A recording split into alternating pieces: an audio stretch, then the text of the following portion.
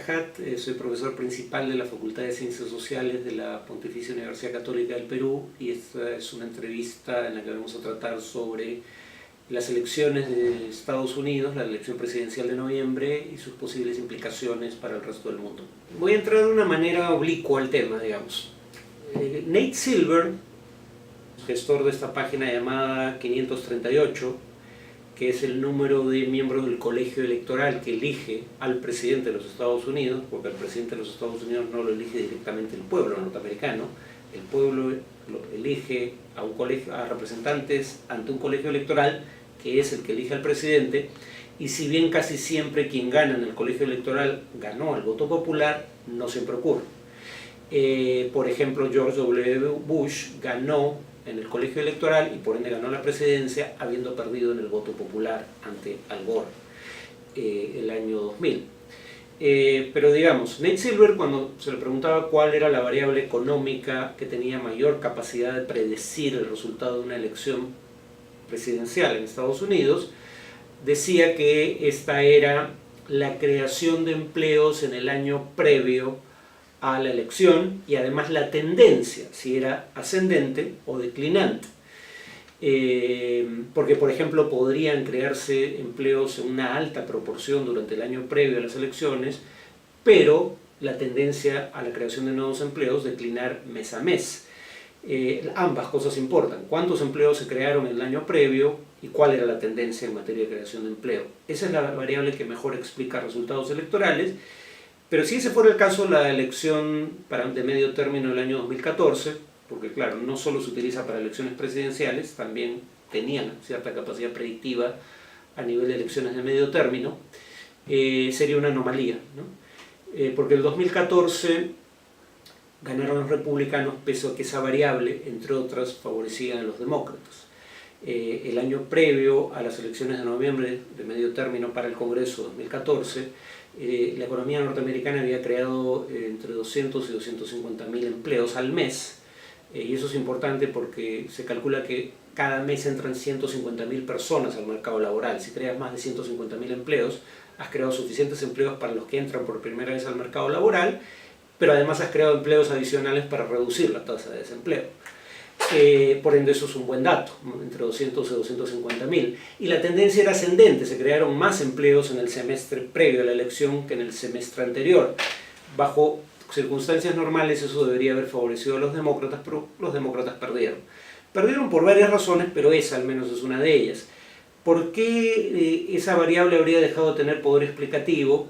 Porque la desigualdad está creciendo en Estados Unidos. Por ejemplo, el empleo ha crecido y ha crecido el ingreso promedio, pero no había crecido hasta el 2015, esa tendencia se ha revertido ya el 2015, la mediana del ingreso, que a diferencia del promedio es más bien un nivel de ingreso que divide a la población económicamente activa en dos mitades. La mitad estaría por encima de la mediana, la otra mitad por debajo.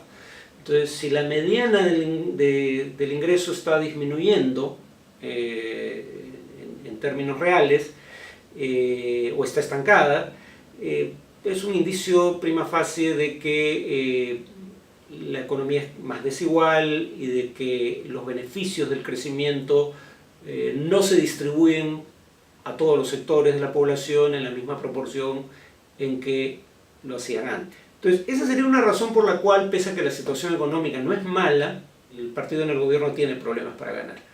Y hay otro problema que tienen los demócratas, y es que un sector del partido republicano sencillamente ya no cree en la ciencia, no cree en la teoría de la evolución, no cree en el calentamiento global, no cree que exista el problema, y no cree en las cifras de delincuencia que en las grandes ciudades habían venido bajando hasta hace unos años, cuando menos en las últimas décadas. La pregunta es por qué un sector creciente de la opinión pública no cree en las investigaciones académicas, porque todo parece indicar, y el Brexit sería otro síntoma de lo mismo, hay una actitud muy amplia, no mayoritaria, pero muy amplia en sectores de la población, de descrédito, o no necesariamente mayoritaria, ¿no? Habría que medirlo, pero simplemente hay un descrédito de la clase política tradicional, para ponerlo en términos que nosotros recordamos, ¿no?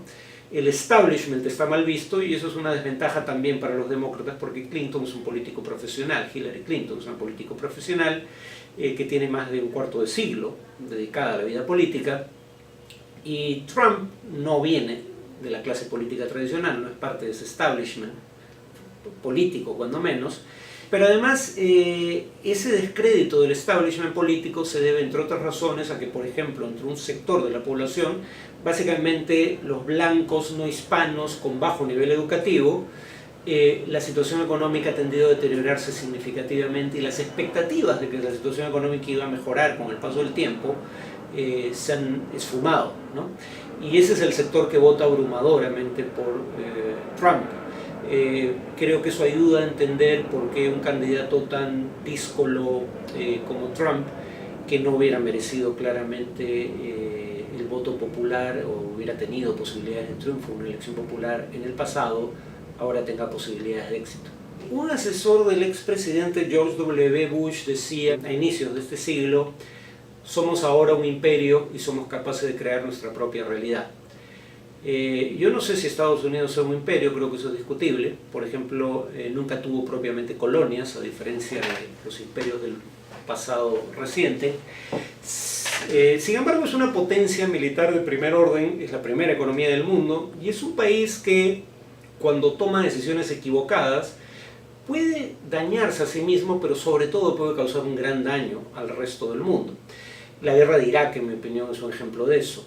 La guerra de Irak, digamos, es la que permite la presencia de Al-Qaeda en ese país. No había presencia organizada de Al-Qaeda, salvo en el norte, en un grupo muy pequeño y además en zona bajo control de aliados norteamericanos, la zona kurda de Irak.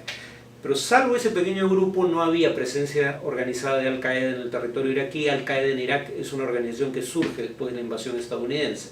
Y a su vez, Al-Qaeda en Irak es el precedente del Estado Islámico. El Estado Islámico existía como Al-Qaeda en Irak, cambia de nombre y cambia de estrategia, pero no es una organización nueva.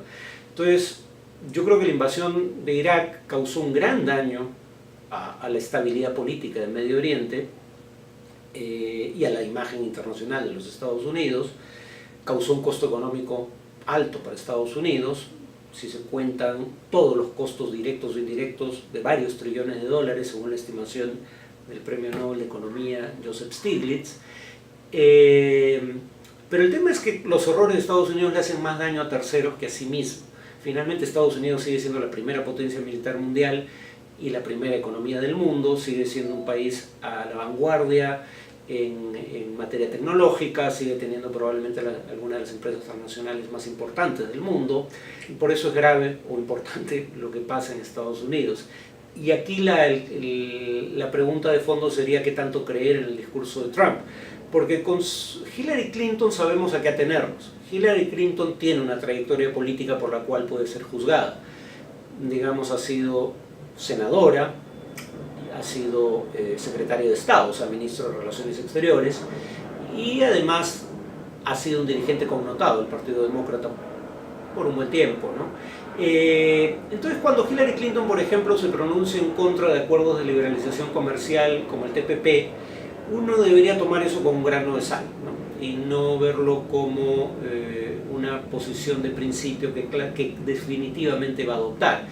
Otros presidentes demócratas cambiaron una vez en el gobierno la posición contraria al libre comercio que tenía. Si lo que acabo de decir sobre Hillary Clinton no es cierto sobre Donald Trump. En el caso de Trump no solo no tenemos una trayectoria política por la cual juzgarlo, sino que ha cambiado históricamente de posición, incluso de filiación partidaria, dirían algunos, porque no siempre fue republicano. Y en algún momento fue cuando menos independiente. Alguna vez elogió a Hillary Clinton, su posición sobre el aborto ha cambiado en el tiempo, apoyó la guerra de Irak, aunque ahora no lo admita, y ahora más bien utiliza el apoyo de Hillary Clinton en esa guerra en el Senado para criticarla. Y bueno, el punto es que es más difícil predecir cuál sería la conducta de Trump en el gobierno. Por ejemplo, él también tiene un discurso proteccionista, mucho más que Hillary Clinton, de hecho, y a diferencia de los demócratas y Hillary Clinton, en donde hay una trayectoria que sugiere que en temas como la liberalización comercial van a tender a ser más flexibles en el gobierno de lo que fueron en campaña, uno no tiene cómo saber qué hará en el gobierno Trump. Uno puede presumir que algunas políticas que ha propuesto, de las que debe en su fuero interno ser consciente que serían contraproducentes para los intereses de su propio país, no serían adoptadas una vez en el gobierno. El punto es que no veo quién puede garantizar de que Donald Trump sea un actor racional que juzgue las circunstancias de esa manera. Por ejemplo, empezar una guerra comercial con dos de los tres primeros socios comerciales de Estados Unidos, China y México, cosas con las que ha amenazado Trump. ¿Lo haría? ¿No lo haría? Presumiblemente es consciente de que eso va a tener efectos adversos para la economía de su país. Pero habría que recordar que parte de quienes votan por él precisamente por posiciones en torno a temas como el de México. Creen, en parte por el discurso de Trump, pero lo creían antes, Trump lo refuerza, que México es una fuente de sus problemas porque exporta mano de obra barata que los deja sin trabajo, o exporta, según el discurso de Trump, delincuentes que luego afectan su seguridad. Entonces, en la medida en que su base electoral crea eso, ¿qué tanto podrá distanciarse de eso en el gobierno? Es de esperar que pueda hacerlo, pero nadie puede garantizarlo.